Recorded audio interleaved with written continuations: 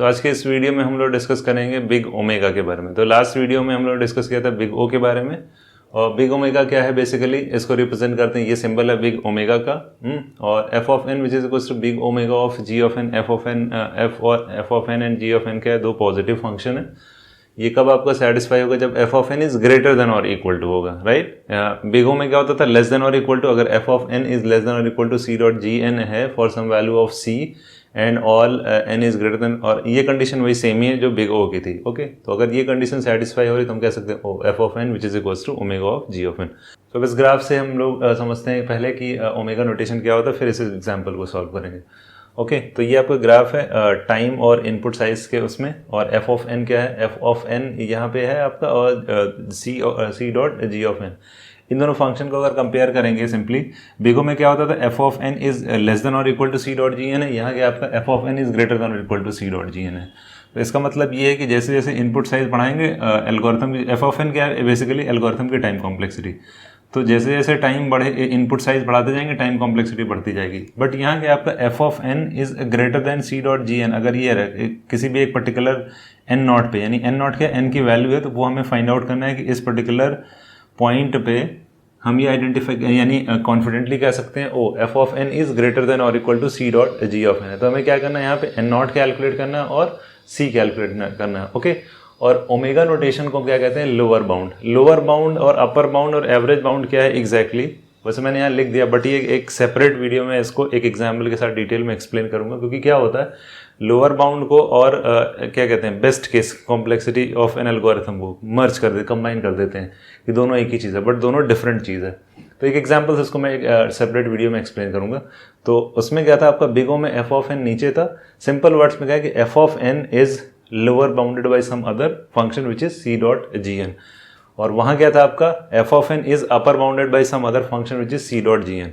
तो इसको lower bound कहते हैं, बिगो को अपर बाउंड कहते हैं, और थीटा को एवरेज बाउंड कहते हैं। तो ये तो ग्राफ के थ्रू इसका एक्सप्लेनेशन अब जो है एग्जाम्पल सॉल्व करते हैं। Okay, f of n which is equals to 3n+2 and g of n which is equals to n। Okay, तो अब हमें चेक करना है कि क्या f of n is omega of g of n है।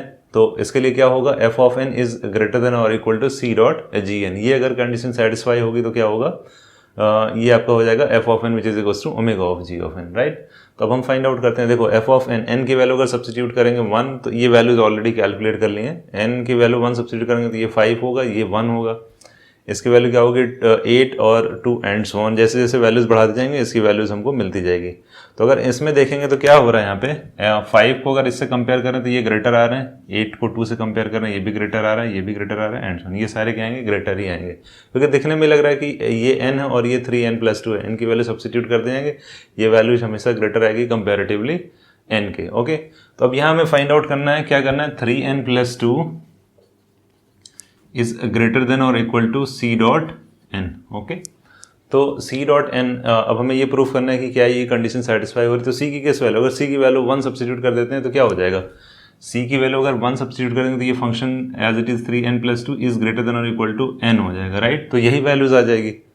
तो हमें क्या प्रूफ करना है, सी की कोई एक वैल्यू पे अगर ये कंडीशन सेटिस्फाई हो गई तो इसका मतलब क्या है, ये आपका ओमेगा हो जाएगा। लेकिन अगर सी की वैल्यू सपोज दैट हमने 10 सब्स्टिट्यूट कर दी, सी की वैल्यू अगर हमने 10 सब्स्टिट्यूट कर दी तो क्या हो जाएगा, ये function 3n+2 is greater than और इक्वल टू 10 इंटू n। तो अगर अब n की वैल्यू सब्स्टिट्यूट करते जाएंगे तो क्या होगा, ये वाला फंक्शन बड़ा होगा, ये हमेशा छोटी वैल्यूज आएगी, राइट। तो क्या होगा, इधर आपका बड़ा फंक्शन हो गया, ये छोटा फंक्शन हो गया। लेकिन अगर इस पर्टिकुलर सी की वैल्यू 10 पे अगर सब्स्टिट्यूट करें, ये फॉल्स आ रहा है, फॉल्स का मतलब ये कंडीशन सेटिस्फाई हो रही है, इसका ये बिल्कुल मतलब नहीं कि ये ओमेगा सेटिस्फाई नहीं होगा। हमें क्या करना है, सिर्फ सी की एक वैल्यू एटलीस्ट, इसलिए कह रहा है सम वैल्यू ऑफ सी, सारी वैल्यूज के लिए हमें चेक नहीं करना है, किसी एक पर्टिकुलर वैल्यू पे अगर ये कंडीशन सेटिस्फाई होगी तो कंक्लूड करेंगे f of n which is equals to omega of g n, that's it, right. अब क्या करना, ये तो हो गया, ये तो सिंपल था कि हाँ ये फंक्शन बड़ा है और ये आपका छोटा है। मैथमेटिकली अगर इसको कंपेयर करेंगे तो ये क्या आपका 3n+2, कैसे फंक्शंस को कंपेयर करते हैं ये ऑलरेडी हम लोग डिस्कस कर चुके हैं। तो देखने से लग रहा है ये वाला फंक्शन बड़ा, ये छोटा है, तो डायरेक्टली हम कह सकते हैं f of n which is equals to omega of g n. अब क्या करते हैं, इन फंक्शन को आपस में इंटरचेंज कर देते हैं। For example f of n, ये आपका जी ऑफ एन इसको कर देते हैं, और ये क्या है एफ ऑफ एन, मतलब एफ ऑफ एन अब क्या है आपका n, और जी ऑफ एन क्या हो चुका है 3n+2। तो अब हमें क्या करना है, n इज ग्रेटर देन और equal to c dot 3n+2। ये हमें सेटिस्फाई करना है कि क्या ये कंडीशन सेटिस्फाई हो रही है या नहीं हो रही है, राइट। तो अगर इसको हम n की वैल्यू अगर c की वैल्यू 1 सब्स्टिट्यूट करेंगे तो ऑब्वियस सी बात है ये नहीं होगी, तो हमें c की बड़ी वैल्यू लेनी होगी और इस यानी c की एक ऐसी वैल्यू लेनी होगी कि ये वाला फंक्शन ग्रेटर हो जाएगा। तो c की वैल्यू अगर 1 लेंगे, 2 लेंगे, 3 लेंगे तो हमेशा यही फंक्शन बढ़ा रहा है, राइट। देखो अगर c की वैल्यू 1 लेंगे तो ये क्या आएगा 3n+2, 2 लेंगे, अगर c की वैल्यू 2 लेंगे तो 2 मल्टीप्लाइड बाई 3n+2 ये क्या हो जाएगा 6n+4। फिर ये क्या हो रहा है n की c की वैल्यू जैसे जैसे बढ़ाते जाएंगे तो क्या होगा फंक्शन ये ऑलरेडी ग्रेटर है, इसके अलावा और ग्रेटर होता जाएगा, राइट। तो हमें c की वैल्यू 1 नहीं रखनी है। देखो c क्या है आपका ग्रेटर देन 0, तो इंट्यूटिवली माइंड में क्या आता है, अच्छा c की वैल्यू 1 से स्टार्ट करनी है, नहीं, c सिर्फ क्या होना चाहिए आपका ग्रेटर देन 0 होना चाहिए। ग्रेटर देन 0 का मतलब ये हुआ कि अगर हमने c की वैल्यू सपोज दैट 1/10 ले ली तो ये भी क्या है आपका ग्रेटर देन 0, तो c की वैल्यू 1/10 भी ले सकते हैं। तो अगर सपोज दैट यहाँ पे c की वैल्यू 10 ले लेते हैं, सॉरी 1/10 अगर लेते हैं तो ये फंक्शन क्या हो जाएगा n इज ग्रेटर देन और इक्वल टू 1/10 3n+2। तो ये 10 जो आपका ये है 1/10, तो 10 इधर आ जाएगा, 10n इज ग्रेटर देन और इक्वल टू 3n+2। अब ये क्या हुआ, अब n की वैल्यू 1 सब्स्टिट्यूट करेंगे, इसकी वैल्यू 10 हो जाएगी और यहाँ अगर 1 सब्स्टिट्यूट करेंगे तो क्या आ रहा है 5। तो इसका मतलब ये अब n की वैल्यू 1 2 3 4 सब्स्टिट्यूट कर देंगे तो ये फंक्शन ग्रेटर आ जाएगा, राइट। तो अगर इस पर्टिकुलर सिनेरियो को देखें तो क्या हम कह सकते हैं f of n is greater than और equal to c dot g of n। तो यहाँ क्या है, अब ये आपका क्या हो चुका है, देखो f of n is greater than और equal to c dot g of n, right. ये कंडीशन कब सेटिस्फाई हो रही है, जब c की वैल्यू क्या है आपकी 1/10, तो for n is greater than और इक्वल टू 1, ये तो हो ही जाएगा क्योंकि ये फंक्शन ग्रेटर है तो n की वैल्यू 1 से ही क्या हो रहा है, ये आपका सेटिस्फाई हो रहा है। तो f of n is greater than और equal to c dot g n, c की वैल्यू 1 या 2 या 3 पे नहीं आ रहा, c की वैल्यू क्या रखना है 1/10, अगर सब इससे छोटी भी वैल्यू हो सकती है 1/6 या 1 मतलब ये कि हमें इस पर्टिकुलर उस पर क्या करना है 1/10 अगर सब्स्टिट्यूट करना है इजीली इस चीज़ को। बट एग्जैक्ट c की वैल्यू कहाँ से स्टार्ट हो रही है वो कैलकुलेट करना मैंडेटरी नहीं है, बस हमें c की एक वैल्यू मिल गई, वो 1/10 ले सकते हैं, 1/100 लिख सकते हैं, 1/1000 लिखते हैं, कुछ भी लिख सकते हैं, बस हमें क्या करना है ये कंडीशन फुलफिल करनी है कि ये आपका f of n is greater than और equal to c dot g of n for some value of c and all values of n is greater than और इक्वल टू n नॉट। तो n naught यहाँ पे क्या है 1, क्योंकि 1 से ही क्या हो रही है आपका f ऑफ n ग्रेटर हो रहा है। तो ये कंडीशन जो सेटिस्फाई हो रही है वो c की वैल्यू 1/10 पे सेटिस्फाई हो रही है, हमें इस चीज़ का ध्यान देना है, ओके। तो 3n+2 यानी f ऑफ n अगर n है, ये n क्या है आपका, ये f ऑफ n n है और g ऑफ n क्या है 3n+2, ये भी क्या होगा आपका कंडीशन, तो कंडीशन सेटिस्फाई हो रहा है।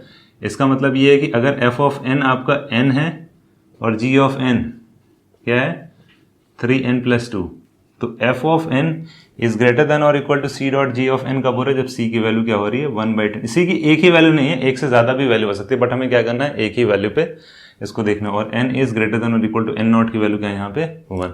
तो ये कंडीशन सेटिस्फाई है तो कह देंगे f of n which is equals to omega of g of n। तो यहाँ देखने से लग रहा है अच्छा f ऑफ n अभी प्रीवियसली 3n+2 था, उस पर भी ये कंडीशन सेटिस्फाई हो रही है। तो अगर f of n which is equals to क्या हो रहा है आपका omega of g of n, ऐसे हो जाएगा। सिंपल वर्ड में अगर देखें कहीं अगर आपको कोई भी फंक्शन f ऑफ n हो या g ऑफ n, सिंपली अगर हमें फाइंड आउट करना है कि क्या ये omega of g of n है या नहीं। अगर f ऑफ n n है तो यहाँ ये जो पॉलिनोमियल इसमें क्या n टू द पावर 1 है, और ये पॉलिनोमियल क्या g of n which is equals to 3n to the power 1 plus n। तो हम बाकी अदर फैक्टर्स को एलिमिनेट कर देंगे, चाहे वो कांस्टेंट एडिशन हुआ या मल्टीप्लाई हुआ, इस बस खाली हमें देखना है कि इसमें जो आपका इनपुट साइज जो n है उसका क्या नाम है, हाईएस्ट डिग्री क्या है। तो हाईएस्ट डिग्री इसकी 1 है, इसकी 1 है, तो इसका मतलब इसको कह देंगे ओमेगा। यही सेम चीज़ जो है बिग होगा। अभी हम और डिटेल में जाएंगे जब अपकमिंग वीडियोज में कई सारी प्रॉब्लम्स डिस्कस करेंगे। तो केस में अगर सपोज दैट एक एग्जाम्पल यहाँ लिखा हो f of n which is equals to 3n² plus n plus 4, for example ये लिखा हुआ 3n² प्लस n प्लस 4, तो क्या हम इसको लिख सकते हैं ओमेगा ऑफ n²? यस, लिख सकते हैं। बस खाली हमें क्या करना है, कोई भी एक इक्वेशन दी हुई है, ये क्या है आपका फंक्शन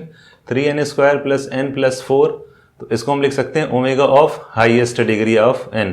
जो हाईएस्ट डिग्री यहाँ क्या है आपका 1 था, तो इसलिए हमने ओमेगा ऑफ n लिखा है। यहाँ 2 है तो क्या हो जाएगा ओमेगा ऑफ n²। अगर यहाँ कहीं ऐसा होता 3n³ लिखा हो तो क्या हो जाता ओमेगा ऑफ n³। तो f of n which is equals to 3n² plus n plus 4 को क्या हम बिग O ऑफ n² लिख सकते हैं। तो अगर आपको कोई भी एक पॉलिनोमियल दिया है उसमें जो हाईएस्ट डिग्री टर्म है n टू द पावर का, उसको हम ओमेगा के फॉर्म में भी लिख सकते हैं और बिग ओ के फॉर्म में भी लिख सकते हैं, राइट। तो अगर कहीं आपको एक फंक्शन दिया हुआ है उसका बिग ओ भी सेम वही चीज आ रहा है और ओमेगा भी, सॉरी ये ओमेगा भी सेम आ रहा है और बिग ओ भी सेम आ रहा है, तो इसको क्या कहते हैं, theta of n square. Okay, तो थीटा ऑफ एन स्क्वायर का मतलब क्या हुआ, बिग थीटा क्या होता है, वो हम डिस्कस करेंगे नेक्स्ट वीडियो में। ओके।